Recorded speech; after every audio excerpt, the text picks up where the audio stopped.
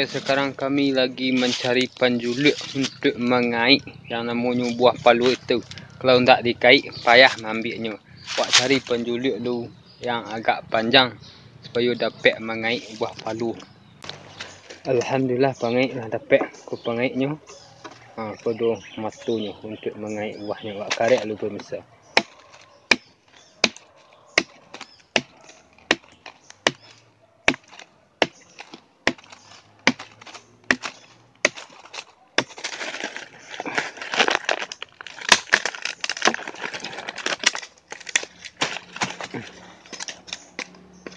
Kalau sudah dikarek, kodo pangaitnya juga bisa dirangguk buah palu tu.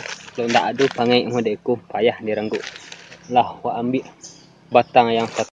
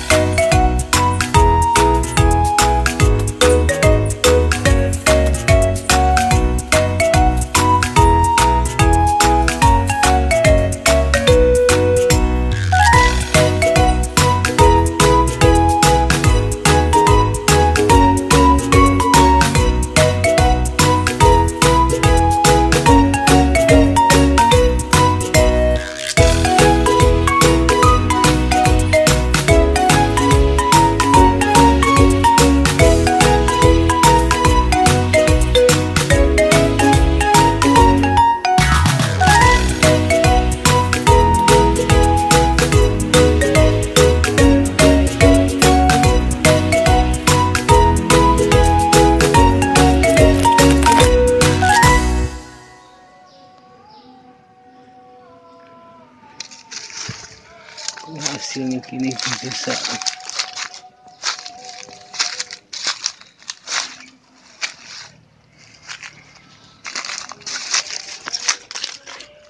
Oke, sekarang melanjutkan pada pohon yang kedua. Itu tadi pohon yang pertama. Oke, pohon yang kedua.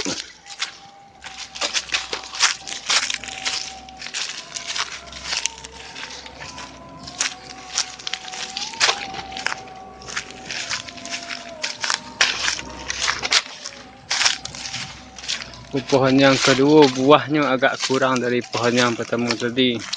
Yuk ambil dulu, mudah-mudahan ada rasa kiwak siku.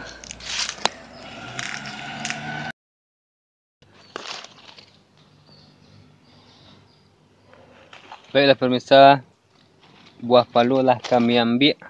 Kami cara membukanya lah. Ju pisau, kok ju ladiang, ju sabik, ju pangku yang tak nama pemirsa. Maka ju pisau buat buka. Dan alhamdulillah buahnya merah. Aku lah elok dipanen. Kalau model aku 1 kilo sampai, kalau kini berapa mungkin enggak 20.000 1 kilo. Kalau merah-merah model aku. Kalau yang rancak yang masih mungkin mahal dari aku.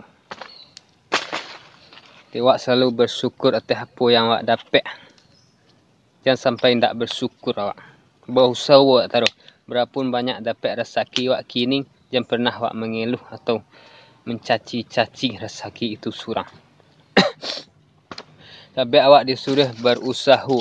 Wak ku orang ahlu sunnah wal jamaah. Orang yang berhakikat dan bersyariat. Usaha awak, hakikatnya rezeki itulah ditantun Tuhan.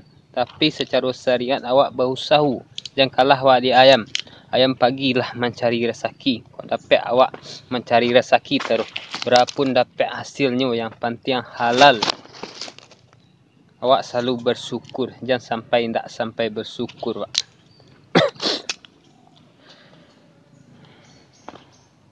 Temu deko rempah-rempah. Kalau kini mungkin murah rempah-rempah. Kemudian tahun besok awak selalu berdoa kepada Allah dan pemerintah menaikkan harga rempah-rempah balik.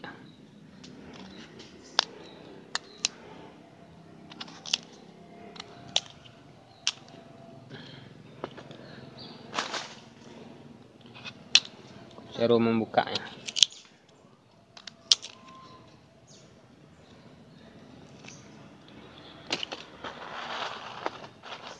Alhamdulillah buahnya lagi merah-merah, lagi rencak-rencak.